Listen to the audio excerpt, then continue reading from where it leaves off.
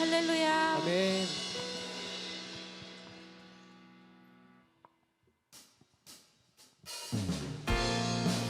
가능하신 분들은 자리에서 일어나셔서 함께 기쁨으로 찬양합시다. 할렐루야.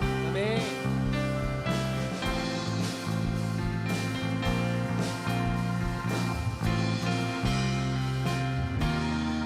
슬픈 마음 있는 사람 예수 이름 믿으며 영원토록 변함없는 기쁜 마음 얻으리. 한 번 더 슬픈 마음 있는 사람 예수 이름 믿으며 영원토록 변함없는 기쁜 마음 얻으리. 예수의 이름은 세상의 소망이요 예수의 이름은 천국의 기쁨일세. 다시 한 번 더 찬양하실 때 율동 따라 해볼까요? 존귀하신 주의 이름 우리 기쁨 되도다.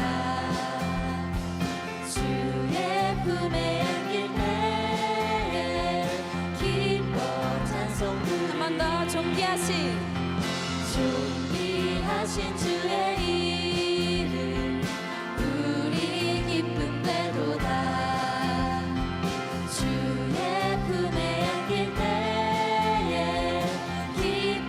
찬송 부르리. 예수의 이름은 세상의 소망이요 예수의 이름은 천국의 기쁨일세. 예수의 이름은 세상의 소망이요 예수의 천국의 기쁨일세.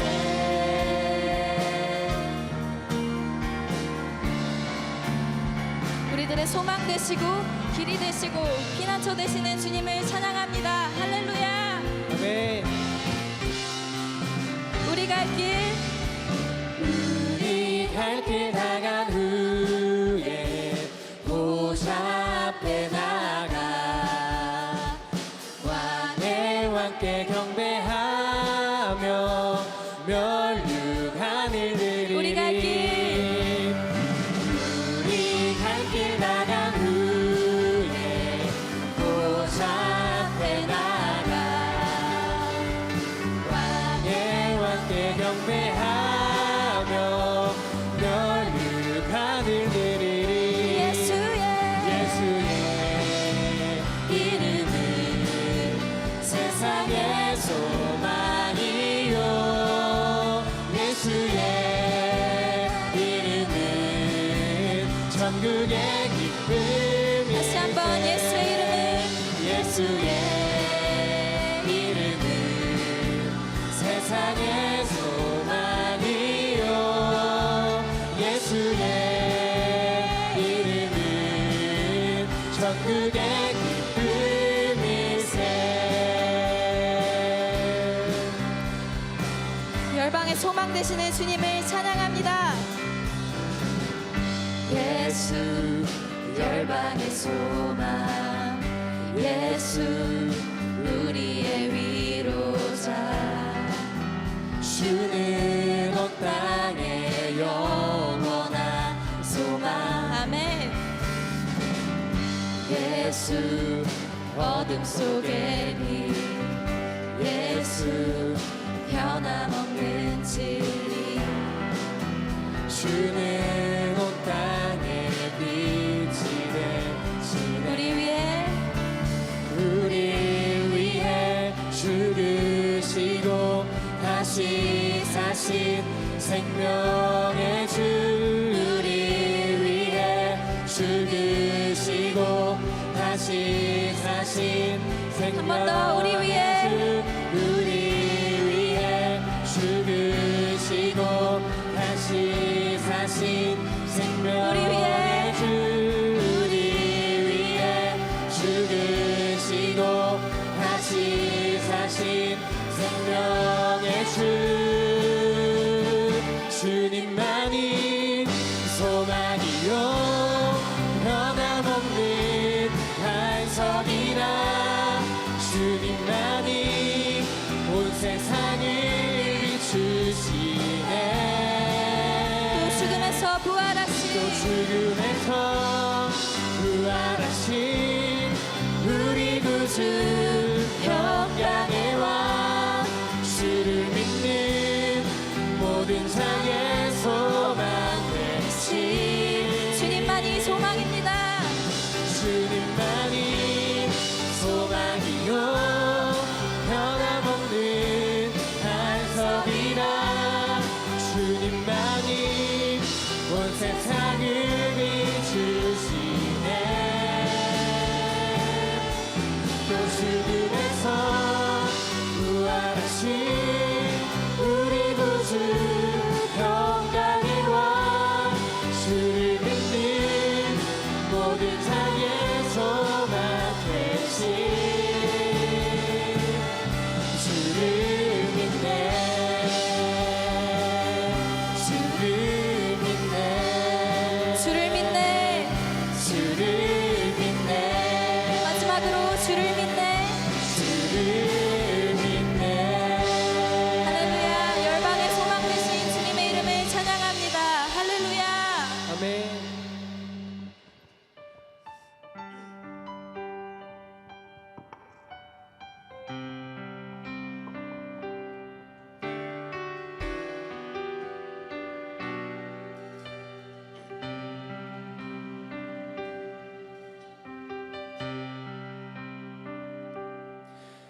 하나님의 부르심에는 후회하심이 없네 내가 이 자리에 선 것도 주의 부르심이라 하나님의 부르심에는 결코 실수가 없네 나를 부르신 하나님의 신실하심을 믿네 함께 찬양합시다. 작은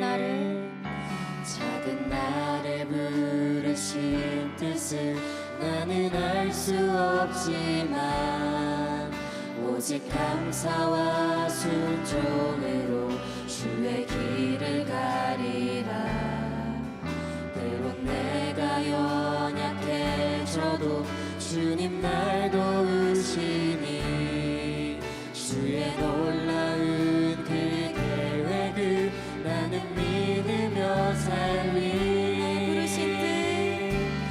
날 부르신 뜻 내 생각보다 크고 날 향한 계획 나의 지혜로 증명 못하나 가장 좋은 길로 가장 완전한 길로 오늘도 날 이끄십니다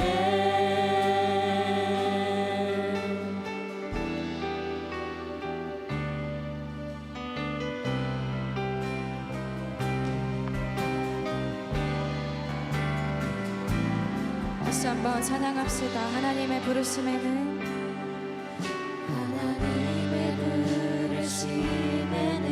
후회하심이 없네 내가 이 자리에 선 것도 주의 부르심이라 하나님의 부르심에는 결코 실수가 없네 나를 부르신 하나님의 신실하심을 믿네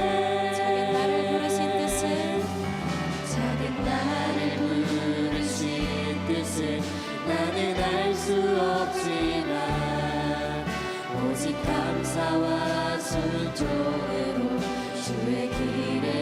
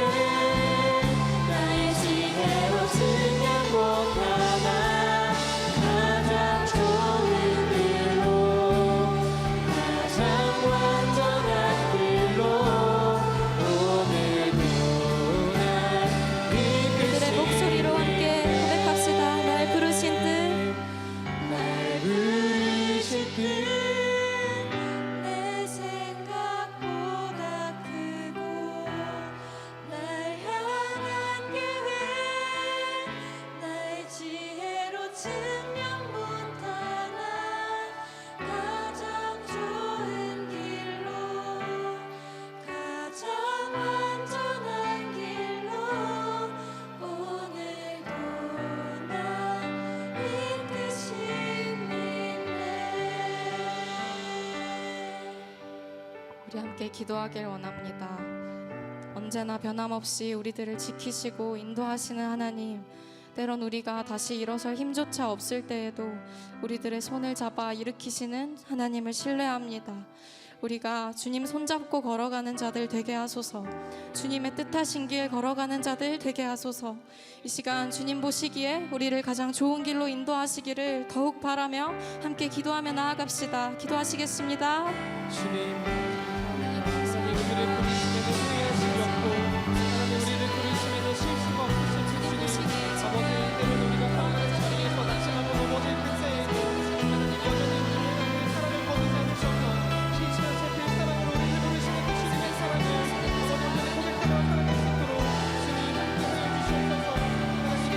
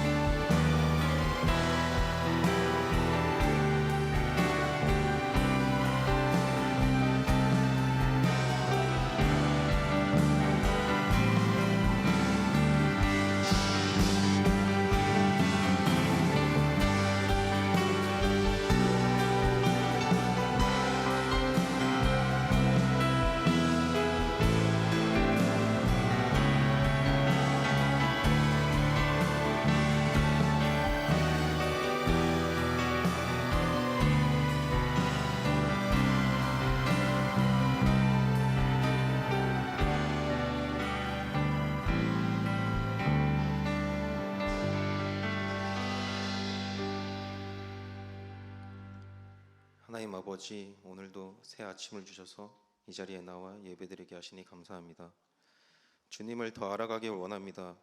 예배 가운데 함께해 주실 주님을 경배하고 찬양합니다. 지난 한 주를 되돌아보며 떠오르는 죄의 모습들을 주님 앞에 고백합니다. 주님 안에서 사랑한다고 고백해왔지만 주변 사람들의 부정적인 시선을 두려워하며 주님을 믿는 믿음을 부인하거나 신앙을 담대히 드러내지 못했음을 고백합니다. 또한 세상의 일시적인 만족을 쫓으며 날마다 믿음의 길에서 넘어지며 살았음을 고백합니다. 주님만이 진리이고 주님 안에서 살아갈 때만이 죄에서 자유할 수 있음을 다시 깨닫게 하시고 성령 충만을 허락해 주세요. 캠퍼스 복음화를 위해 기도합니다. 11월에 사형리와 덕포 및 붕어빵 사역 등 서울지구 각 캠퍼스마다 다양한 방법으로 주님을 전하려고 합니다. 잃어버린 영혼들을 위해 저희를 사용해 주세요. 세상 사람들의 차가운 시선과 태도로 전도를 어려워하는 지체들도 있습니다. 두려움보다는 주님의 이름을 전했을 때 기뻐하실 주님을 생각하게 하시고 세상의 시선을 의식하는 것이 아닌 주님의 시선을 의식하고 경외하는 마음으로 나아가게 해주세요. 단기 선교를 준비하는 지체들도 있습니다. 준비하는 과정 가운데 주님 주신 잃어버린 한 영혼을 향한 마음 끝까지 붙들고 갈 수 있게 해주시고 재정 또한 부족함 없이 채워주실 주님을 신뢰하며 믿음으로 나아가게 해주세요. 또 선교지에서 경험할 주님의 일하심을 기대하며 준비하게 해주세요. 캠퍼스 주변에 이단의 포교 활동이 자주 보입니다. 잘못된 진리를 따르고 있는 사람들을 긍휼히 여기셔서 진리의 길로 나아올 수 있는 기회를 허락해 주세요. 그들과 접촉하는 사람들에게도 지혜를 허락하셔서 올바른 분별을 할 수 있게 하시고 잘못된 교리에 빠지지 않도록 지켜주시며 바른 길로 인도해 주세요. 러시아 우크라이나 전쟁과 하마스 이스라엘의 전쟁으로 국제 정세가 불안정하고 사상자가 끊이지 않고 있습니다. 그 전쟁 안에서 고통받는 사람들을 긍휼히 여겨주셔서 전쟁이 끝나게 해주시고 더 이상의 사상자가 발생하지 않도록 해주세요. 또 그 안에 있는 믿음의 자녀들이 이 고통으로 인해 믿음을 저버리지 않게 하시고 영원한 피난처 되시는 주님을 의지하며 영원한 생명의 소망을 붙들게 하시고 속히 이들이 고통에서부터 벗어나도록 도와주세요. 또 보이지 않는 곳에서 아파하고 힘들어하는 많은 이들에게 주님을 접할 수 있는 기회를 허락하셔서 참된 소망이신 주님 앞에 나오게 해주세요. 오늘 예배를 위해 기도합니다. 말씀 전해주시는 박성민 목사님에게 지혜를 주셔서 주님께서 주시는 말씀을 바로 전할 수 있게 해주세요. 저희가 살아가는 모든 순간이 주님의 은혜임을 이 예배 가운데 다시 깨닫게 해주시고 오늘 주신 말씀 붙들고 주님과 동행하는 삶 살 수 있도록 해주세요. 이 모든 말씀 살아계신 예수 그리스도 이름으로 기도드립니다.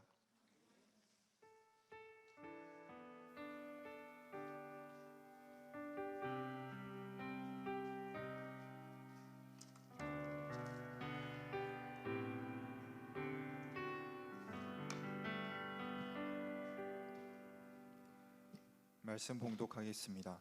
오늘의 말씀 본문은 사도행전 4장 1절부터 20절입니다. 사도들이 백성에게 말할 때 제사장들과 성전 맡은 자와 사두개인들이 이르러 예수 안에 죽은 자의 부활이 있다고 백성을 가르치고 전함을 싫어하여 그들을 잡음에 날이 이미 저물었으므로 이튿날까지 가두었으나 말씀을 들은 사람 중에 믿는 자가 많으니 남자의 수가 약 5천이나 되었더라. 이튿날 관리들과 장로들과 서기관들이 예루살렘에 모였는데 대제사장 안나스와 가야바와 요한과 알렉산더와 및 대제사장의 문중이 다 참여하여 사도들을 가운데 세우고 묻되 너희가 무슨 권세와 누구의 이름으로 이 일을 행하였느냐. 이에 베드로가 성령이 충만하여 이르되 백성의 관리들과 장로들아 만일 병자에게 행한 착한 일에 대하여 이 사람이 어떻게 구원을 받았느냐고 오늘 우리에게 질문한다면 너희와 모든 이스라엘 백성들은 알라. 너희가 십자가에 못 박고 하나님이 죽은 자 가운데서 살리신 나사렛 예수 그리스도의 이름으로 이 사람이 건강하게 되어 너희 앞에 섰느니라. 이 예수는 너희 건축자들의 버린 돌로서 집 모퉁이의 머릿돌이 되었느니라. 다른 이로서는 구원을 받을 수 없나니 천하 사람 중에 구원을 받을 만한 다른 이름을 우리에게 주신 일이 없음이라 하였더라. 그들이 베드로와 요한이 담대하게 말함을 보고 그들을 본래 학문 없는 범인으로 알았다가 이상히 여기며 또 전에 예수와 함께 있던 줄도 알고 또 병나은 사람이 그들과 함께 서 있는 것을 보고 비난할 말이 없는지라 명하여 공회에서 나가라 하고 서로 의논하여 이르되 이 사람들을 어떻게 할까? 그들로 말미암아 유명한 표적 나타난 것이 예루살렘에 사는 모든 사람에게 알려졌으니 우리도 부인할 수 없는지라.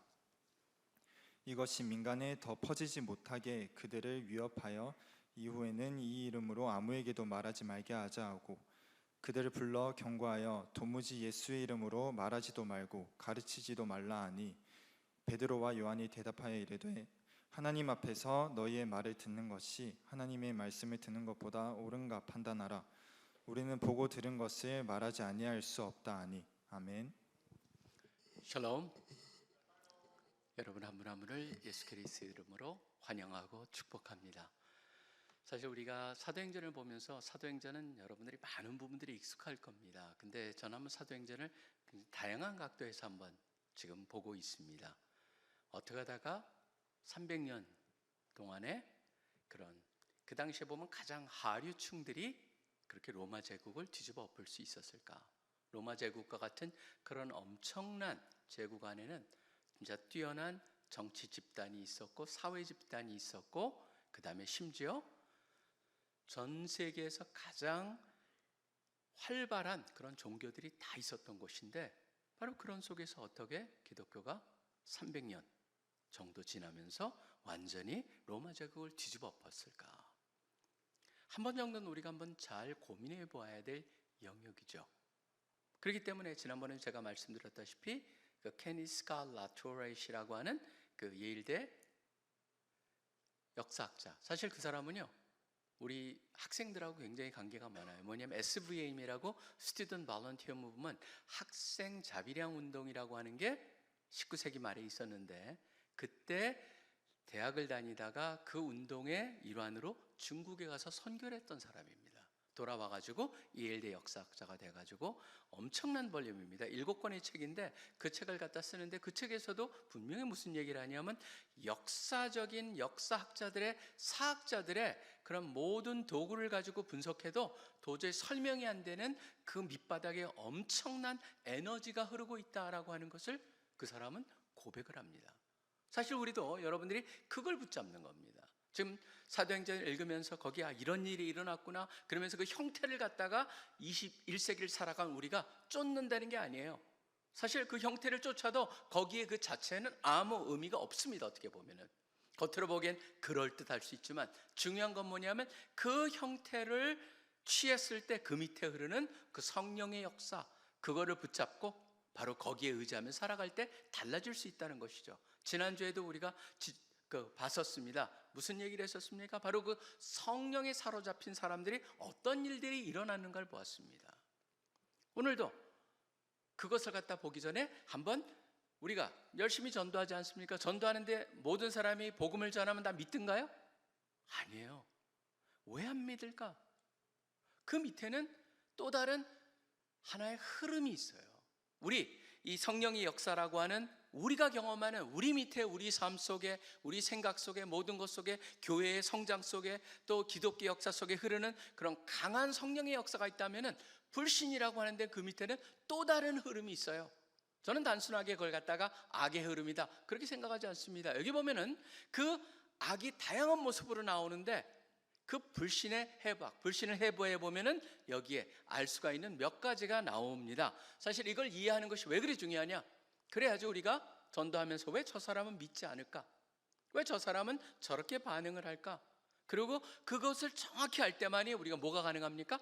결국은 그걸 용납할 수 있고 그 다음에 또 접근할 수가 있고 받아줄 수가 있고 궁극적으로 또다시 우리가 시도를 할 수가 있게 되는 것이죠. 낙담치 않고. 그렇기 때문에 저는 한번 이 불신이라고 하는 측면에서 불신을 해부해보고 우리가 거기서 얻을 수 있는 교훈은 무엇이고 그것이 우리의 신앙과 어떻게 연결이 될까라는 측면으로 한번 오늘 말씀을 살펴보고자 합니다. 첫 번째 우리가 알아야 되는 것은요, 불신은 이성적이 아니라는 겁니다. 감정적이에요.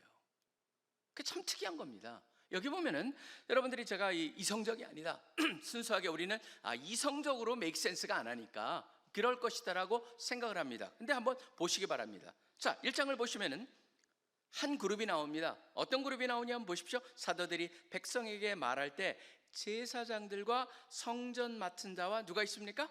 사두개인들이 있어요. 사두개인들이 있는데 그들과 대조로 또 5절에도 보면은 장로들과 서기관들이 거기에 보면 사두개인들 섞여 있거든요. 근데 여러분들이 보시면은 6절에 누가 나옵니까?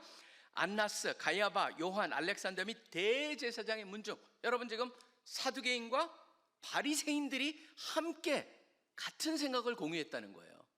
자, 이거는 그냥 우리가 쓱 지나갈 수가 있지만 사두개인은 어떤 사람들입니까? 사두개인은요 철저하게 이성의 극단으로 간 사람들입니다. 이 사람들은 초자연적인 것도 다 부정합니다. 부활도 부정합니다. 귀신이나 영적인 것도 완전히 부정하는 그런 사람이에요. 기적도 없습니다. 이 사람들한테는 영적인 세상이라는 건 존재하지 않습니다. 사두개는 철저히 현대판 극단적인 과학 환원주의에 빠져있는 사람들에 비유할 수 있는 사람들이에요. 근데 그런 사두개인들이 누구랑 하나가 돼요? 지금 완전히 반대편에 있는 바리새인들하고 같은 생각을 가져요. 같은 편에서요. 바리새인들은 뭡니까? 이 사두개인들이 반대하는 모든 것들, 믿지 않는 모든 것들을 그대로 수용하는 그런 그룹들입니다. 뭐냐면 그들 가운데 이성적인 면에 있어서 바로 전혀 공통점이 없다라고 하는 거예요. 전 이걸 우리가 한번 잘 생각해 볼 필요가 있습니다. 지적인 공통점이 없는 이들 가운데 어떻게 이들이 같은 생각을 품게 되었을까? 왜 이들이 사도들의 가르침에 대해서 믿지 않고 공격하고 저항하는 무리가 되었을까라고 하는 겁니다. 저는 물론 이성이라고 하는 거는요, 사실 그 계몽주의라고 하는 역사, 여러분들 역사를 보시면은 계몽주의라고 하는 것 속에서 하나님이 원래 모든 것의 정점에 계시다가 거기를 끄집어내려고 거기다가 이성을 올려놨거든요. 그러다 보니까 그게 계속적으로 이성이 올라가면서 선언했던 게 있습니다. 뭐냐면 이제는 우리는 답을 안다라고 하는 거였습니다. 이제 인간이 모든 걸 할 수 있다. 그러다 보니까 1980년에 타임즈에 나왔던 유명한 기사가 사실 그 모든 것을 잘 설명하고 있죠.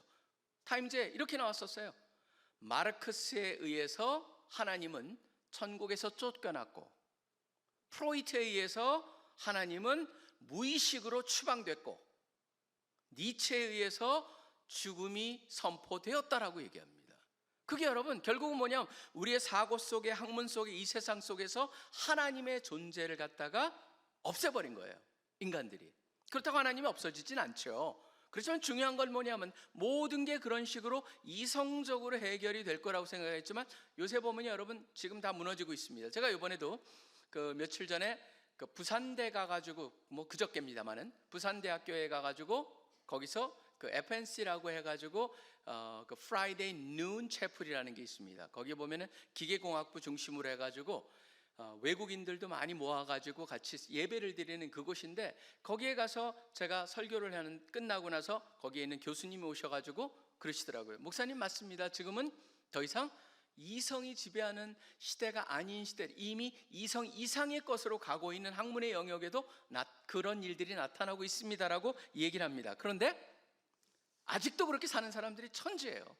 사실 저는요, 이성이라고 하는 것에 붙잡혀 있는 사람들이 너무너무 많은 것을 보게 됩니다. 주위에 보면은 우리가 전하다, 그래서 우리가 사실은 변증학을 하죠. 변증학을 가지고 철저히 연구를 하고 그걸 준비해 가지고 어떤 사람이 그 신의 존재라든가 그런 걸 얘기하면은, 부정하면은 우리는 왜 신이 존재해야 되는가, 왜 예수님인가를 갖다가 철저히 준비해서 얘기를 합니다. 그런데 그거 가지고 사람들이 안 돌아오는 거예요. 그걸로 물론 무너지는 사람들도 있습니다. 그걸로 마음이 열리는 사람들도 있습니다. 자, 그렇다면 그 이상인 사람들 무엇일까? 결국 지적인 영역을 뛰어넘어서 할 수 있는 사람들, 여기 보면 중요한 한 단어가 나옵니다. 4장 2절에 나오는 단어입니다. 바로 이게 핵심입니다. 뭐냐면 이렇게 나옵니다. 예수 안에 죽은 자의 부활이 있다고 백성을 가르치고 전함을 뭐라고 돼 있습니까? 싫어하고라고 돼 있어요. 근데 이 싫어한다는 게 그냥 그걸 좋아하지 않아, 그게 아니에요, 여러분. 이 단어가 어디에 나오는지 한번 이걸 그대로 붙잡고, 사도행전에 이게 2번이 나오거든요, 이 단어가요. 어디를 나오는지 한번 보시기 바랍니다. 어디 나오냐면 한번 저기를 한번 보십시오. 지금 잠깐 어디를 보냐 하면은 16장 18절, 사도행전 16장 18절에 보면 싫어한다는 단어로 번역이 되어 있는데, 여기는 지금 16장 18절에 보면은 그 사도 바울이 지금 기도하는 곳에 가다가 점치는 귀신 여종 하나를 만나니 계속 그러는데 그가 바울과 실라를 쫓아다니면서 계속 뭐라고 외치냐면 지극히 높은 하나님의 종으로 구원의 길을 너에게 전한 자라, 막 그러면서 얘기해요. 그러니까 여러 날을 하니까 바울이 뭐예요? 심히 괴로워하여라는 단어가 바로 여기에 보면 싫어한다는 단어예요. 같은 헬라어예요. 그럼 뭘 말하냐면 이 사람들이 그냥 단순히 그걸 내가 좋아하지 않는다는 것이 아니고 내가 알길 원하지 않는 것도 아니고 바로 뭐냐면은 그냥 좋아하지 않는다 정도가 아니고 그것 때문에 굉장히 괴로워한다. 왜 괴로워했느냐라고 하는 것이 참 중요하겠죠. 저는 복음이 사람들을 갖다가 힘들게 할 게 있어요. 어떤 사람은 복음을 들을 때마다 듣기 싫다라고 얘기합니다. 왜 그럴까요? 복음은요, 뭔가 그 사람들의 가장 기초를 흔들어 버려요. 그러다 보니까 바로 이성적인 영역이 아니고 자기가 가지고 있는 기초가 흔들린다라는 것 때문에 이 사람들은 힘이 드는 거죠, 듣기가. 그러니까 여러분들이 무엇이 과연 어떤 기초가 흔들렸고 무슨 일이, 그게 무엇을 의미할까? 과연 사두개인이나 바리새인들한테는 어떤 기초가 흔들렸을까? 우리가 그거를 잘 살펴볼 필요가 있겠죠. 사실은 결국은요, 그렇기 때문에 기초가, 우리가 복음을 들었을 때 기초가 흔들립니다. 중요한 건 뭐냐면은 기초가 흔들렸을 때 내가 그 흔들림에 어떻게 반응하냐에 따르는 것인데, 지금 사두개인들과 바리새인들은 모든 사람들은 자신들의 기초가 흔들리는 걸 보면서 마음을 갖다가 내놓기보다는 그거를 갖다가 마음을 내놓길 거부하고 있는 거죠. 그렇기 때문에 이 사람들은 이성적인 측면에서 그걸 거부하는 것이 아니고 바로 감정적인, 내가 감히 너희가 누군데, 이게 그 다음에 나오는 겁니다. 감히 너희가 누군데 나의 기초를 흔들어 라고 하는 감정적인 이유가 첫 번째 여기 우리가 발견할 수 있는 불신이라고 하는 것에 굉장히 중요한 것이죠. 여러분, 그렇기 때문에 불신이라고 하는 건 믿음이 없는 게 아니에요. 믿음 외에 다른 게 있는 거예요. 그게 바로 불신이에요. 우리는 불신은 단순히 저 사람 믿지 않는다, 아닙니다. 믿지 않는다가 아니고 거기에 뭔가가 다른 것이 있다라고 하는 걸 분명히 알 수가 있고, 그것이 어디랑 엮여져 있냐면 감정적인 표철로 나타난다라고 하는 것을 우리가 첫 번째 볼 수가 있습니다. 자, 두 번째 보겠습니다. 두 번째, 불신은 뭐냐면은 그 무엇이 흔들렸느냐, 그 흔들림에 다양한 기초가 있겠지만 중요한 건 뭐냐면 흔들린 사람들마다 왜 그렇게 감정적으로 나오냐면 거기에는 자신들만이 갖고 있는 인간의 교만과 질시가 거기에 담겨 있기 때문입니다. 교만과 질시라고 하는 걸 잘 보신다면, 제가 그랬습니다. 싫어하여, 그러니까 심하게 괴로워하여라고 되어 있는데, 한번 그 7절에 보시면은 이렇게 되어 있습니다. 이 사람들이 왜 괴로워했을까? 무엇 때문에 그랬을까라는 답을 갖다 힌트를 얻을 수 있는 게 7절에 나옵니다. 사도들을 가운데 세우고 그들이 묻습니다. 너희가 무슨 권세와 누구의 이름으로 이 일을 행하느냐라고 되어 있습니다. 여러분, 근데 사실은 이게 우리나라 말로는 참 그것을 갖다가 원래 헬라에 담겨 있는 의미를 전달하기가 참 쉽지 않습니다. 왜냐하면 우리는 항상 거기에 보면은 우리 그 자기의 주체를 쓰거든요. 무슨 말이냐면은 헬라어는요, 동사 자체가 동사 하나만 가지고 그 약간 거기에 보면은 그 동사의 격을 바꾸고 복수냐 단수냐도 바뀌고, 그 다음에 인칭을 갖다가 그냥 단어 속에 다 포함이 돼요. 그 단어만 딱 보면 이게 3인칭이고 이게 복수구나, 그런 걸 금방 알 수 있어요. 그래서 데이라는 걸 알 수가 있어요. 근데 그렇기 때문에 강조하지 않을 때는 데이란 말을 쓰질 않습니다. 여기서도 보면은 그 단어 속에 이미 you라는 게 포함되어 있어요. you, 너희들이라고 하는 게 포함되어 있는데, 흥미로운 건 뭐냐면 헬라어는 you라는, 너희들이라는 단어가 더해져 있어요. 그건 뭐냐면은 그걸 강조하고 있다는 거예요. 무슨 말이냐면 이렇게 번역을 해야 됩니다. 그냥 단순히 너희가 아니고 너희가 도대체 누군데 감히라고 하는 그런 표현이 여기에 담겨져 있다라고 하는 거예요. 그러니까 너희가 누군데 감히 그런 확신을 가지고 그런 말을 할 수 있느냐라고 하는 것을 지적을 하고 있는 거예요. 자신들의 기초가 흔들렸습니다. 그런데 너희들이 누구냐? 왜 그러냐 하면 여러분이 보시면 좀 이따 13절에 보시면 이들의 마음이 드러나 있습니다. 그들이 베드로와 요한이 담대하게 말함을 보고 그들이 본래 학문 없는 범인으로, 여러분 학문이라는 게 헬라어는 여러분이 아시는 단어예요. 사실 우리는 그걸 갖다가 영어에 보면 문법과 연계해서 그라마토스, 그게 바로 학문이 많다라고 하는 건데, 여기 앞에 보면 학문이 없는, 그래서 A, 부정을 하는 아그라마토스라고 하는 단어입니다.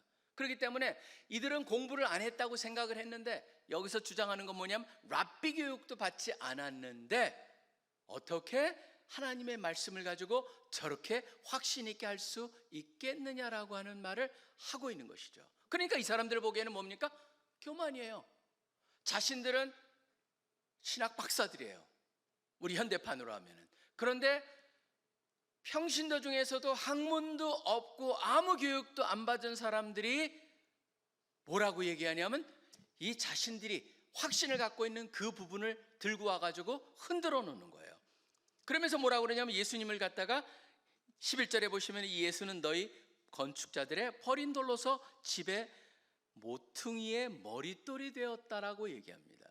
여러분, 이게 참 저는 여기에 굉장히 중요한 표현이라고 생각을 합니다. 왜냐하면 머릿돌이라든가 모퉁이돌이라든가 어딜 보면은요, 우리도 그렇게 번역이 되어 있습니다. 어느 성경에 보면은 예수님께서 모퉁이돌이 되었다, 예수님께서 머릿돌이 되었다라고 하는데, 여러분 그 차이가 조금 있긴 합니다.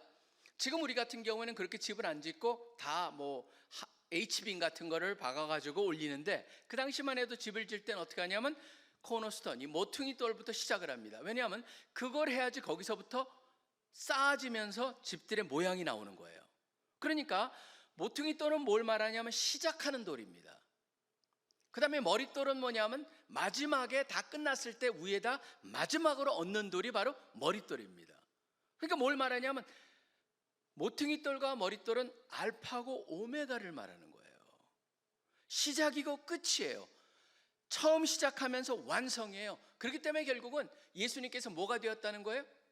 우리 모든 인생의 틀이 되신다는 거예요. 그걸 갖다가 우리 독일어로 하면 게스탈트라고 하는 단어가 있습니다. 게스탈트라는 단어는 있는 그대로 틀이라는 겁니다. 모체입니다. 바로 그게 예수님이 그 모체다, 게스탈트라고 얘기하고 있는 거예요. 그런데 지금 뭡니까? 그걸 주장함으로써 이들이 갖고 있던 모든 틀을 갖다가 흔들어 버리는 거예요. 교육을 갖다가 받은 사람은 교육이 최고라고 생각을 했는데, 여러분 사실은요, 저도 제가 89년에 공학 박사를 했지만 지금은요, 제가 주장하고 제가 믿었던 그런 것 중에 한 40% 정도는 이미 바뀌어 있어요. 세상에서 말하는 건 지속적으로 바뀌어요. 사실 그렇기 때문에 그 사실을 아는 사람들은요, 결국 그게 틀이 될 수 없다는 걸 알아요. 근데 어떤 사람은 그게 틀이라고 아직도 붙잡고 있어요. 뭡니까? 제가 보기에는 바로 그게 교만이고 온전한 지식의 완성이 아니에요. 그러다 보니까 파스칼도 그런 얘기를 하잖아요. 파스칼은요, 이렇게 얘기를 합니다. 이성의 궁극적인 단계는 뭐냐 하면은 이성 밖에, 이성을 초월해 가지고 뭔가 많은 것들이 존재한다는 걸 인지할 때만이 이성을 온전히 쓴 것이라는 거예요. 더 유명한 아이사야 버린이라고 하는 그런 역사가고 철학자도 이런 얘기를 하죠. 이성 너머에 그 많은 것을 갖다가 있는데도 불구하고 그걸 진지하게 여기지 않는다면 누구든지 이성이라는 감옥 속에 갇혀 있는 것이다. 사실은 이걸 갖다가 뛰어넘은 사람들은요, 하나님께 돌아오는 사람들이 참 많아요. 잘 아시는 C.S. 루이스도 늘 그러지 않았습니까? 10대에는 그는 계속 저항하는 사람이었습니다. 세상을 보면은 불행이 있습니다. 불의가 있습니다. 그걸 보면서 뭐라고 그랬습니까? 이런 불행과 불의를 그대로 놔두는 거 보면 하나님이 안 계신 게 틀림없어. 그렇게 생각을 했어요. 그런데 옆에 좋은 친구를 만나죠. 톨키엔 같은 친구들한테 영향을 받습니다. 톨키엔 같은 경우는 사실은 굉장히 그 신앙이, 이분은요, 그냥 신앙이 뿌리를 내린 정도가 아니고 번져가지고 모든 생각을 그 틀 속에, 그러니까 심지어 그 틀을 갖다가 이해해가지고 단순한 책을 쓰는 게 아니고 그것을 갖다가 담아가지고 동화랑 접목을 해가지고 반지제왕 같은 걸 쓰잖아요. 반지제왕에서도 메시지가 참 대단하죠. 그 안에 보면은 거기에 나오는 반지제왕에 등장하는 모든 사람들이 지금 현대인한테도 이거는 누굴 것이다 라고 하는, 그럼 누가 골룸이냐 뭐냐 그런 것들도 여러분 보시면요, 지금 사람들이 그 다 연결성을 봐요. 기가 막히게 잘 써져 있어요, 사실은요. 근데 그런 사람한테 영향을 받은 C.S. 루이스가 지속적으로 생각해 보니까 뭐라고 합니까? 어떻게 불의를 보면서 갑자기 어느 순간에 자기 이성을 끝까지 간 거죠. 끝까지 가지고 생각을 하는 겁니다. 바로 이런 질문을 던지죠. 자기는 불의라고 그랬는데 보니까 이게 문제가 있는 거예요. 어떤 문제가 있습니까? 만약에 직선의 개념이 없는 사람이 선이 삐뚤어진 걸 어떻게 알겠느냐. 자신의 불이라는 개념은 바로 어떠한 의라는 개념이 존재하지 않는다면 이런 것을 가질 수가 없을 텐데, 이거는 과연 어디겠느냐. 결국은 하나님의 온전한 의라는 게 존재하지 않는다면 자기의 불의의 개념, 아무 의미가 없다는 걸 깨달으면서 하나님을 믿기 시작을 하죠. 그리고 여러분, 신의 언어라고 하는 책을 한번 나중에 기회가 되면 꼭 한번 읽어보세요. 저는 신의 언어라는 책은 그 프랜시스 콜린스라고 하는 사람인데, 이 프랜시스 콜린스가 그 NIH 그 미국 국립보건원의 원장을 하시다가 얼마 전에 은퇴하셨습니다. 사실은 이분은 여러분들이 그 코로나 때도 자세히 들으셨으면요, 계속적으로 언론에 나왔던 분입니다. 미국의 그 앤서니 그거죠? 제가 갑자기 파우치인가? 아니면 그분, 제가 갑자기 그 단어가 딱 그분의 이름이 생각이 안 나는데, 그분하고 이분이 번갈아면서 나왔었어요. 근데 그 프랜시스 콜린스라는 사람이 바로 어떤 사람이냐면, 국립보건원 원장을 하면서 이분은 31억 개에 해당하는 인간 게놈 염기 서열을 해독해내는 그 모든 프로젝트의 총책임자였습니다. 그 총책임자를 하면서 자기가 느꼈던 것을 갖다가 잘 기술하고 그것을 갖다 나눈 게 바로 신의 언어라는 책이에요. 신의 언어 속에 보면 이분이 그런 얘기를 합니다. 자기는 얼마나 인간이 신비한가를 보면서 뭐냐면 하나님을 경외하고 예배하는 경험을 가졌다라고 그 책에서 얘기해요. 원래 이분은 믿는 사람이 아니었어요. 근데 자기가 그 유전학적으로 박사학위를 하면서 신앙을 조금씩 갖게 되면서 나중에는 완전히 하나님을 깊이 아는 사람으로 바뀝니다. 그래서 그 사람이 그런 얘기를 합니다. 그 책 마지막 부분에 가보면 결국 과학적 세계관과 신앙적 세계관은 통합이 가능하고 바로 서로 보완한다라는 얘기를 해요. 전 이런 것들을 우리가 참 많이 생각해 볼 필요가 있는데 그것을 갖다 하지 못하는 사람들이 어떻게 합니까? 지금 여기에 보면은 바리새랑 바로 사두개인들이 지금 이거를 하고 있죠. 지금 게스탈트가 흔들리는 걸 보면서 자신들은 뭐냐면 네가 감히 누군데? 라고 하는 걸로 그 교만이라고 하는 것과 그 다음에 그들을 향한 질시 같은 경우가 바로 이들 하여금 흔들림에도 불구하고 그것을 거부하는 이유가 된다. 모든 사람이 그런 건 아닙니다. 우리가 전도를 하다 보면 변하는 사람들이 있습니다. 그렇지만 여기 이 사람들을 보면 변하지 않는 사람들에 가보면은 뭔가 이들의 그 게슈탈트라고 하는 그 틀이 그것이 갖다 무너지기 전까지는, 그래서 하나님이 때로는 그걸 무너뜨립니다. 어떤 사람은 그 돈이 그 게슈탈트 전부인 사람들이 있어요. 그런 사람들은 쫄딱 마음으로 하나님을 만나는 사람들도 케이스가 있고, 어떤 사람 같은 경우에는 그 틀이 뭐냐면 가족이에요. 가족 모든 게 가족이에요. 근데 가족에 기대했던 자녀 하나가 무슨 일이 생기거나 그러면 그것 때문에 하나님께 돌아오는 케이스도 저는 많이 봅니다. 뭐냐면 게슈탈트가 흔들린 거예요. 틀이 흔들려 버린 거예요. 저는 이걸 보면서 결국은 틀을 흔드는 게 바로 복음이고, 바로 거기에 저항하는 자는 할 수 없죠.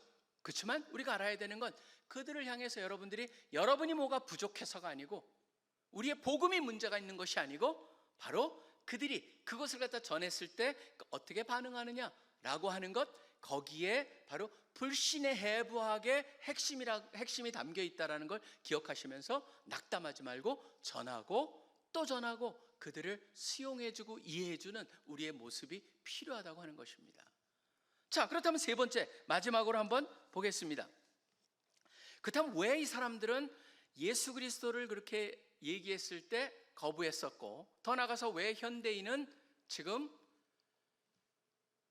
우리가 예수 하나라고 하는, 여기 보면은 12절에 나오지 않습니까? 다른 이로서는 구원을 받을 수 없나니, 이 말에 대해서 그렇게 심하게 반응할까라고 하는 겁니다.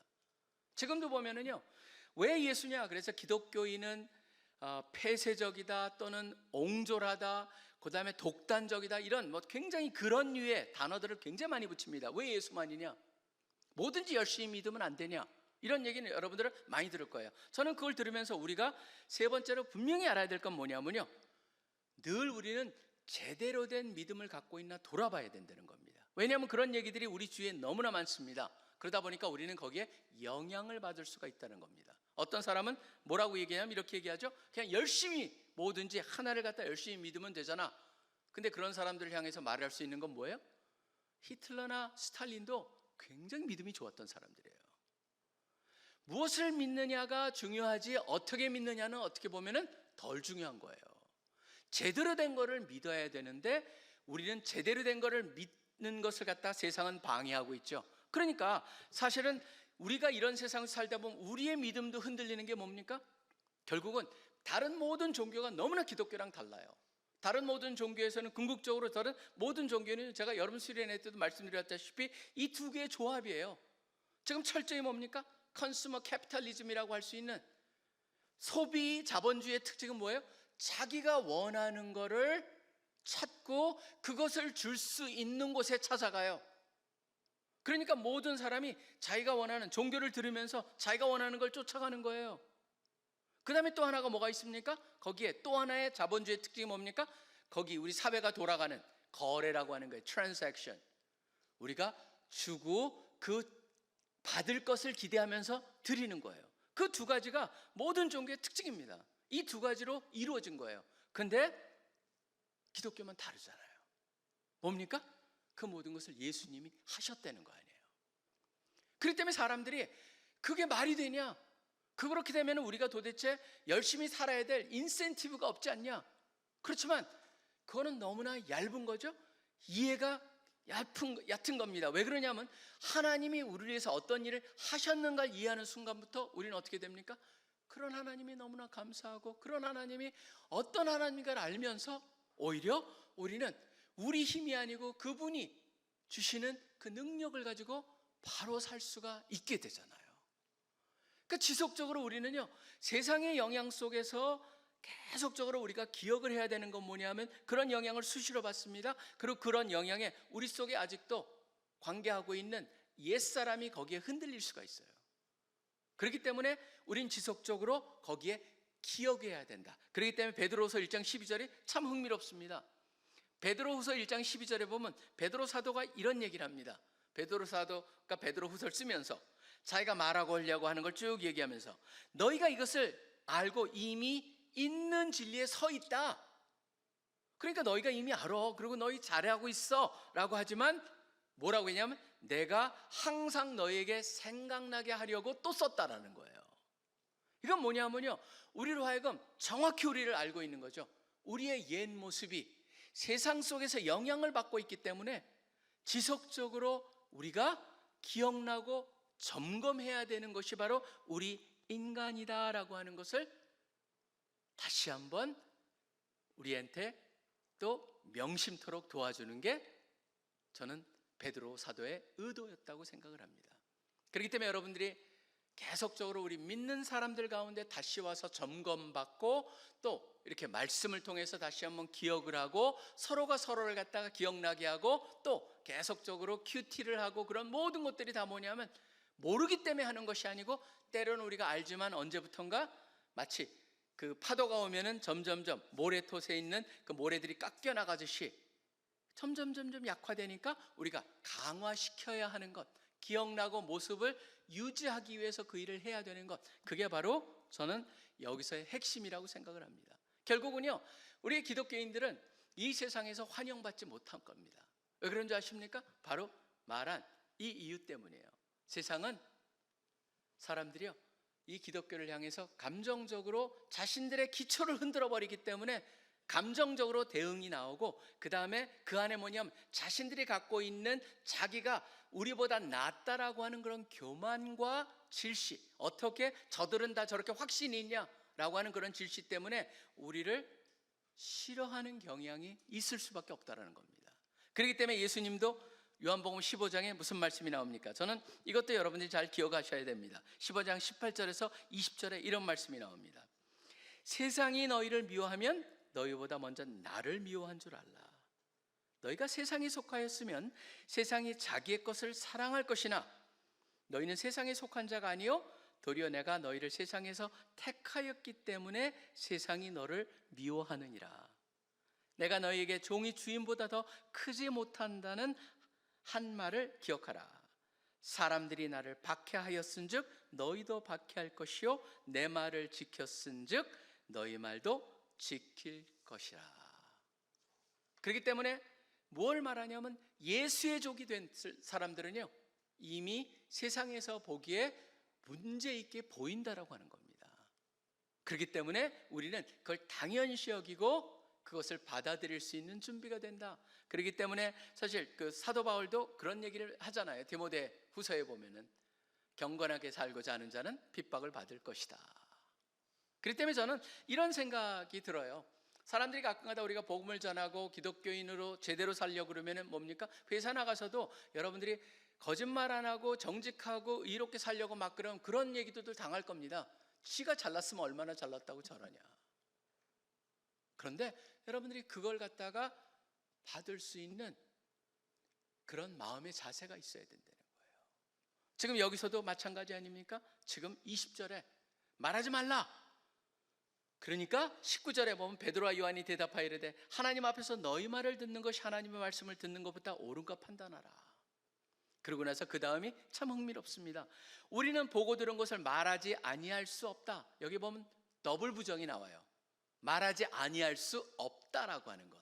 그렇기 때문에 더블 부정을 그대로 말할 수밖에 없다라는 말보다는 오히려 말하지 않을 수 없다라고 하는 부정의 부정을 하면서 강조를 하고 있는 것이죠. 저는 이게 바로 우리의 신앙이 되기를 소원합니다. 왜냐하면 세상은요, 점점점 가면 갈수록 하나님의 틀하고 멀어지기 때문에 복음을 전하면요, 흔들릴 수밖에 없어요. 지금 보면 너무나 악한 세상이에요. 온 세상이요, 지금 뒤죽박죽이에요. 우리가 기도할 때마다 하마스, 이스라엘 전쟁을 놓고도 기도하고 거기에 있는 피해자들, 사실은 보면요, 그 세상이 얼마나 악하게 돌아가는지, 거짓말하는지, 요새 보면 딥페이크 같은 것도 보면은 세상이 그런 거예요, 지금요. 그 속에서 지금 페이크 뉴스 정도가 아니고요, 완전히 이제는 영상을 갖다가 가짜가 나와가지고 사람들 갖다 흔들어 놓은 세상이에요. 이런 세상 속에서 거짓이 목적이 수단을 정당화하는 이런 세상 속에서 우리는 분명한 원칙을 가지고 예수 그리스도라고 하는 코너스톤, 모퉁이돌, 그 다음에 캡스톤이라고 하는 머릿돌이라고 하는 이 게스탈트를 갖다 틀 속에서 우리가 그걸 가지고 산다는 것 쉽지 않습니다. 그렇지만 그럴수록 뭘 해야 됩니까? 우리는 제대로 살겠다 결심을 하시고 하나님께 그 능력을 구하시면서 불신의 해박을 이해하시면서 오히려 힘을 얻으시고, 여러분 예수 그리스도의 제자로서의 그런 멋진 삶을 사는 여러분 모두가 되시기를 간절히 축원합니다. 기도하겠습니다. 하나님 아버지, 감사합니다.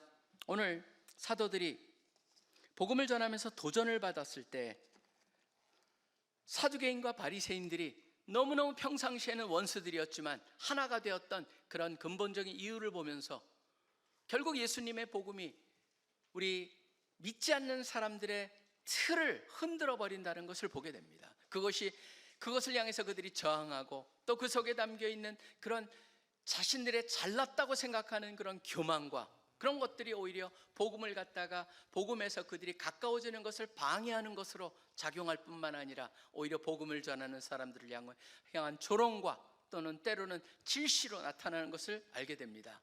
주님, 그것으로 인해서 우리가 흔들리지 않게 하여 주시고 오히려 더 분명히 주님의 복음 안에 서게 하여 주시고, 우리의 인생이 무엇이 흔들리지 않는가, 어떤 상황 속에도 흔들리지 않는 그 틀을 꼭 붙잡고 그 안에서 우리 인생을 풀이받고 또 주님이 주시는 그런 능력으로 살아가는 우리 되게 하여 주시옵소서. 감사합니다. 예수 그리스도를 찬양합니다. 모든 기도 살아계셔 역사하고 계시는 예수 그리스도 이름으로 간절히 기도합니다. 아멘.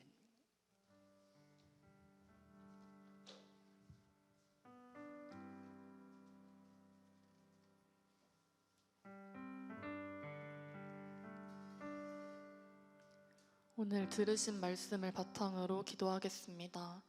오늘 말씀의 사두개인들과 바리새인들은 복음으로 인해 자신의 기초가 흔들리며 감정적으로 하나님을 불신하고 있습니다. 믿음이 아닌 교만과 질시로 자신을 가득 채우고 있습니다. 세상에는 각종 이유를 들어가며 하나님을 공격하는 자들도, 아무 이유 없이 하나님을 부인하는 자들도 너무 많습니다. 자신이 아는 것이 모두 옳다고 생각하며 교만에 빠져 있습니다. 하지만 우리의 삶에서 모든 것의 판단 기준이 주님임을 깨닫는다면, 주님이 우리의 시작이자 끝이 되심을 안다면 우리는 복음을 받아들일 수밖에 없습니다.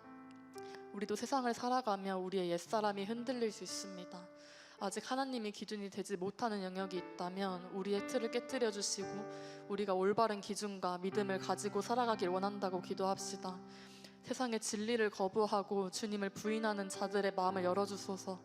우리가 먼저 올바른 믿음 위에 바로 서게 하시고 말씀으로 우리의 모습을 점검하고 성령 충만을 유지하게 하소서. 자신이 만든 틀에 갇혀있는 자들을 우리가 복음으로 흔들 수 있게 하시고 전도할 때 그들을 수용하고 이해할 수 있는 마음을 주소서. 복음을 전하는 것에 두려워하지 않게 하소서. 오늘 들으신 말씀을 바탕으로 합심하여 기도하시겠습니다.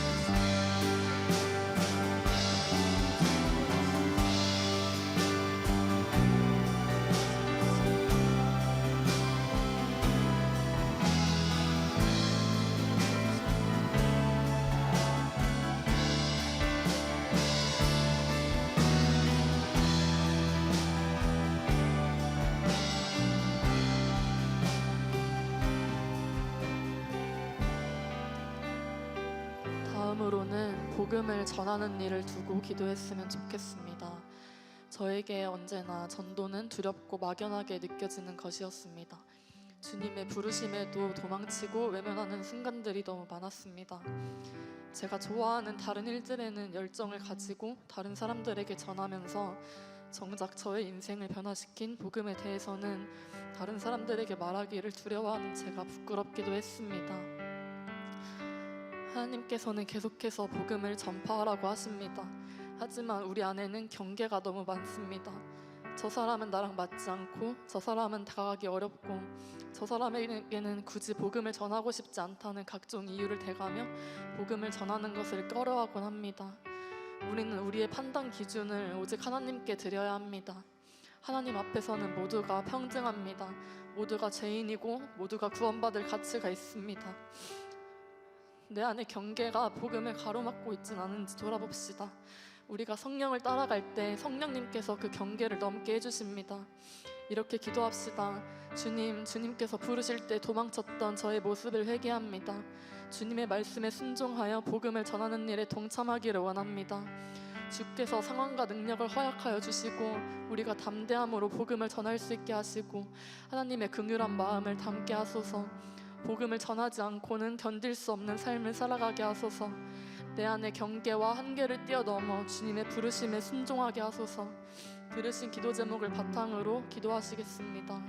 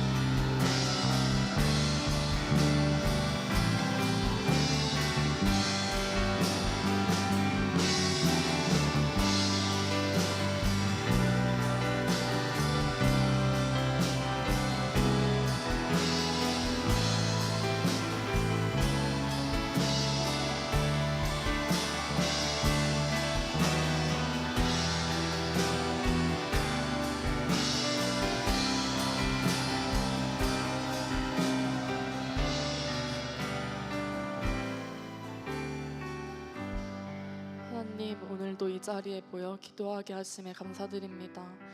자신이 만든 틀에 갇혀있는 자들을 우리가 복음으로 흔들 수 있게 하시고 전도할 때 그들을 수용하고 이해할 수 있는 마음을 주소서. 모두의 마음 모아 예수님의 이름으로 기도드렸습니다. 아멘. 네, 지금은 헌금 시간인데요. 특별히 헌금하실 때 계좌를 확인해서 입금해 주시면 감사하겠습니다. 함께 일어나셔서 준비하신 예물 올려드리겠습니다.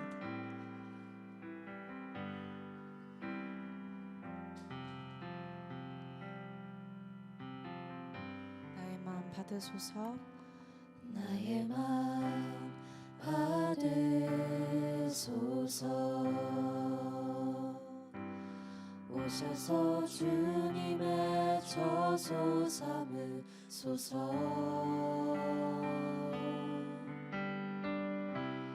나의 전부이신 주여 내 맘을 받아주소서. 나의 마음 받으소서. 나의 마음 받으소서. 오셔서 주님의 저소 삼으소서.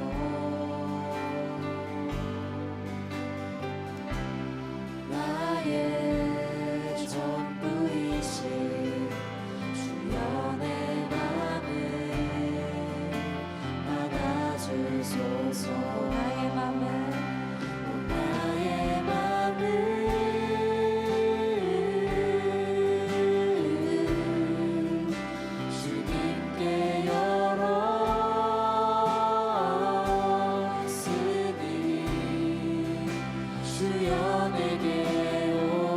오셔서 내 맘에 거하여 주옵소서. 주가 기뻐하는 주의 성전 되게 하소서. 나의 맘 받으소서. 오셔서 주님의 처소 삼으소서.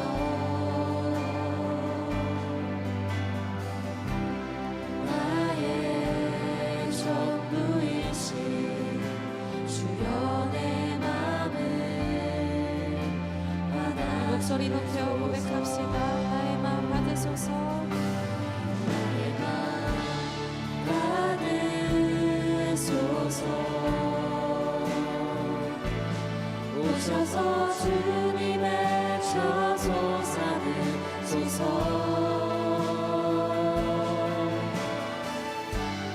나의 전부이신 주여 내 맘을 받아주소서. 나의 맘을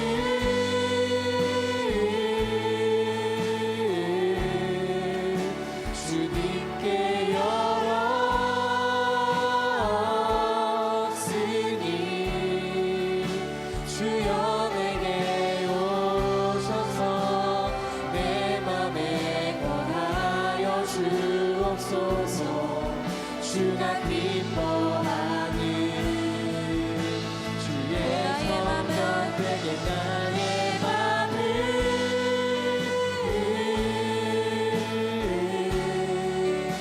주님께 열었으니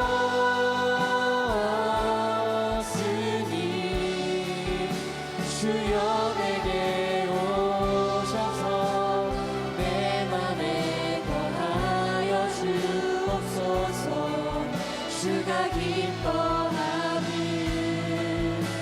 주의 성전 되게 하소서. 나의 맘 받으소서. 오셔서 주님의 처소 삼으소서.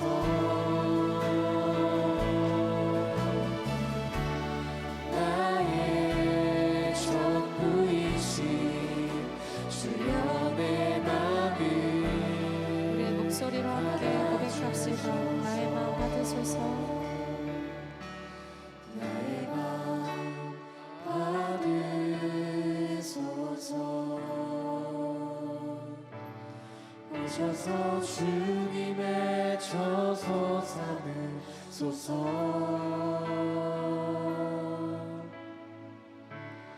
나의 전부이신 주여 내 맘을 받아주소서.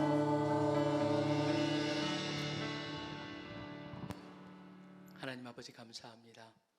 우리를 불러주시고 찬양케 하여 주시고 말씀 듣게 하여 주시며 또 주님께서 허락하신 재물의 일부를 또 주님의 나라와 영광을 위해서 드릴 수 있게 하여 주시니 감사합니다. 모든 것이 은혜이고 모든 것이 감사의 제목임을 고백합니다. 지금 우리 주 예수 그리스도의 특별하신 은혜와 하나님 아버지의 무한하신 사랑하심과 성령님의 교제하심이 이 자리에 모여서 함께 예배를 드리며 다시 한번 우리가 세상의 영향을 받기보다는 이미 우리를 새로운 존재로 새 것으로 만들어주신 새 창조물로서의 그런 삶을 사는 새로운 틀을 가지고 사는 자들로서 흔들리지 않고 그것을 늘 기억하면서 오히려 세상을 품고 세상 속에 귀한 복음을 전하는 그런 삶을 살겠다고 결심하는 우리 CC의 귀한 형제자매들의 학업과 가정과 하는 모든 일 위해 이제부터 영원토록 항상 함께하여 주시기를 간절히 축원하옵나이다. 아멘.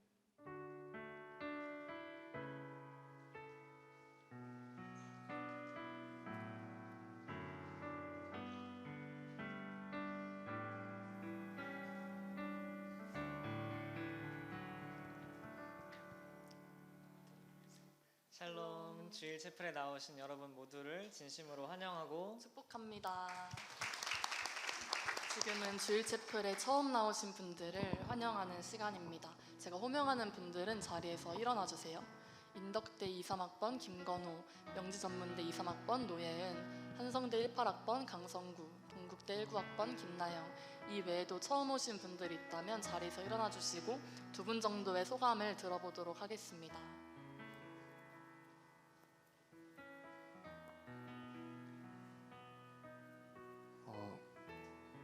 네. 네, 안녕하세요. 관광서비스 경영학과 23학번 김건호입니다. 반갑습니다. 사랑합니다.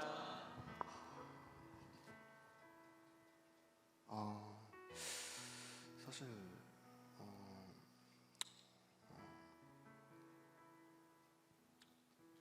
재미있어요. 여기 재밌어요. 사실은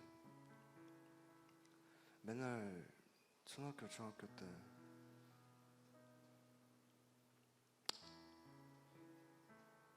다 지나간 과거니까 네 재밌습니다.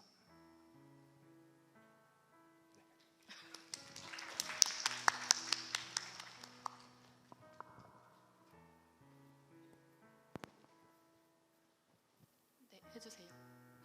저는 명지전문대 23학번 노예은이라고 합니다. 사랑합니다. 저 사랑합니다.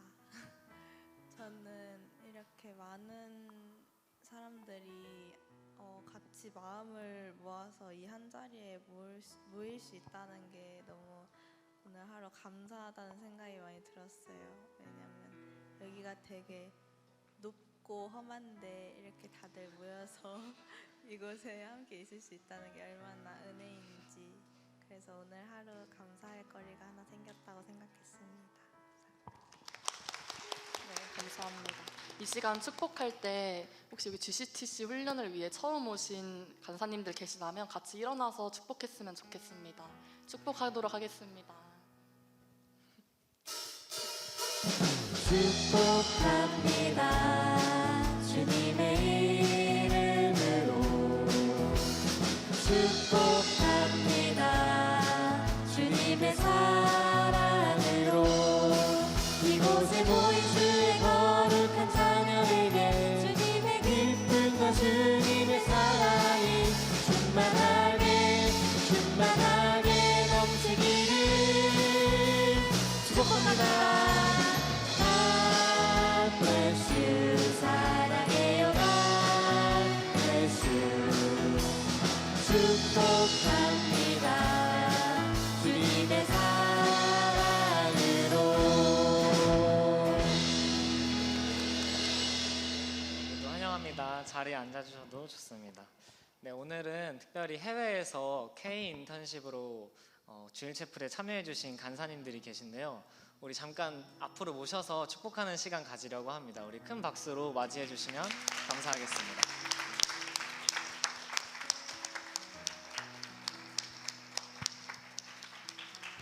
네, 여기 앞으로 나와주시면 감사하겠습니다.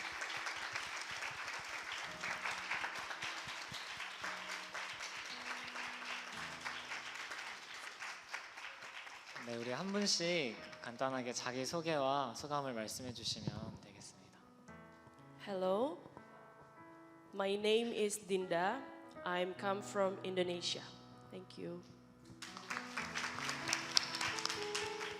Shalom, 나는 로로 간사입니다. I'm from Indonesia. 반갑습니다. 안녕하세요. My name is MG. I'm from Philippines. Shalom, my name is Luke. I come from Congo. Shalom, my name is Beka. I'm from Indonesia. 안녕하세요. My name is Paul Kakuba. I'm from DRC, Congo. 안녕하세요. 저는 브라질언 줄리아나 강사입니다. 반갑습니다. I will share a little about our K internship. I went to Daegu this last week, and it was an awesome experience for me. I love to work with the students and with Kansanim from KNU and see how they are very passionate about Jesus and the Great Commission. The prayer mountain was a little hard for me since it was my first time hiking in my life, but it was very worthwhile. The experience of praying together the same way as Jesus did was very beautiful. Also, while I was going down the mountain, I was a little scared to fall down, but since we were all walking together, I realized no matter who was behind me, if I fell off, he or she would get me. I remember the verse of the Bible in Ecclesiastes who says that two are better than one because they have a good return for the labor. If either of them falls down, one can help the other up. I am very grateful for this opportunity to learn with KCCC. 감사합니다. 우리 먼 곳까지 함께 해주신 간사님들을 향해 두 손을 뻗고 축복하도록 하겠습니다. 축복합니다. 주님의 이름으로 축복합니다. 주님의 사랑으로 이곳에 모인 주의 거룩한 자녀에게 기쁨과 주님의 사랑이 충만하게 넘치기를 축복합니다.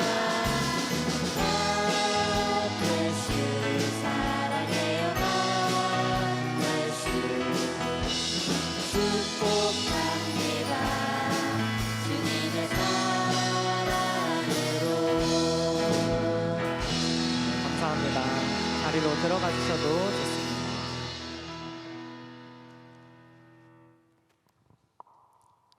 네, 이제 광고 시간입니다. 첫 번째 광고 드리겠습니다. 오늘은 점심 10교제 이후에 1시 반부터 10스텝 교재 교육이 시작됩니다. 주중에 단톡방을 통해 투표에 참여하신 대로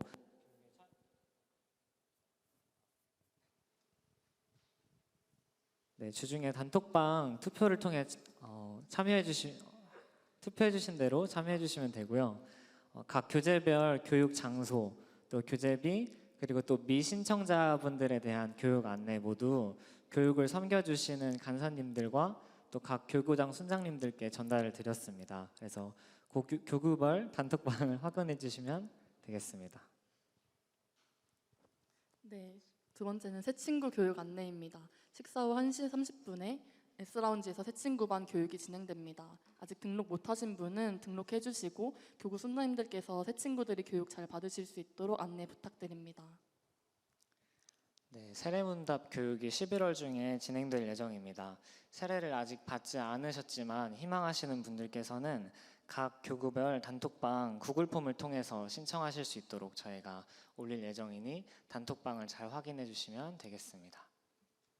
네, 오늘 주일채플 찬양팀 광고는 특별히 종빈 순장님께서 해주실 텐데 집중해서 들어주시면 감사하겠습니다. 네, 워시파이트 학생 리더 김종빈 순장입니다. 워시파이트란 예배하는 무리들이란 뜻입니다. 저희는 매주 예배 시간보다 2시간 먼저 나와 마음을 정돈하고 기도와 찬양으로 예배를 준비합니다. 매달 마지막 주마다 합숙하며 타팀 지체들과 교제하고 자체 예배를 통해 찬양의 태도를 배워갑니다. 그 과정 속에서 예배를 드리는 스스로의 마음을 점검하고 하나님께 시간과 체력을 드리는 헌신을 경험합니다. 우리는 마음과 힘과 뜻을 다해 예배하는 것이 무엇인지 배워갑니다. 우리는 이것을 워시파이트라고 부르기로 했습니다. 이 팀은 실력보다 하나님을 향한 마음이 더 중요합니다. 이 팀은 다른 지체를 사랑하는 마음이 더 중요합니다. 이 팀은 예배를 사모하는 마음이 더 중요합니다. 일렉, 세컨, 메인, 드럼, 형제 싱어 이렇게 나와 있는 대로 각 1인씩 모집하고 있습니다. 단순히 찬양팀을 넘어 예배하는 무리들의 함께 하실 분을 기다리겠습니다. 감사합니다. 워시파이트에 많은 지원 부탁드립니다. 네, 서울지구 미디어팀과 함께할 분도 모집하고 있습니다. 예배 중계와 영상 이미지 제작 및 편집 파트를 모집하고 있으니 많은 참여 부탁드립니다. 네, 다음 주는 두 번째 청대 모임이 진행됩니다. 인스파이어라는 주제로 진행이 되고 다음 주 오후 4시에 부암동 대강당 이 자리에서 진행이 됩니다. 서울지구 팀 총단과 대표단 선장님들 많이 참석해 주셨으면 좋겠습니다. 네, 다음 서울지구 연합채플이 11월 23일 목요일 오후 7시 30분에 신길교회에서 드려집니다. 다음 세대를 위한 루킹 채플로 진행됩니다. 캠퍼스별 단톡방 참고하셔서 많은 분들께서 함께 예배에 참여해 주시면 좋겠습니다. 다음 세대와 함께하는 어머니 금식 기도회 광고입니다. 11월 25일 토요일 루킹 채플 이틀 뒤에 진행이 되고요. 9시 50분부터 3시 반까지 여의도 순복음교회에서 진행됩니다. 특별히 서울지구에서 그리스도의 계절로 헌금 특송을 하게 됩니다. 자세한 안내는 각 총단과 대표단을 통해서 공지해 드리도록 하겠습니다.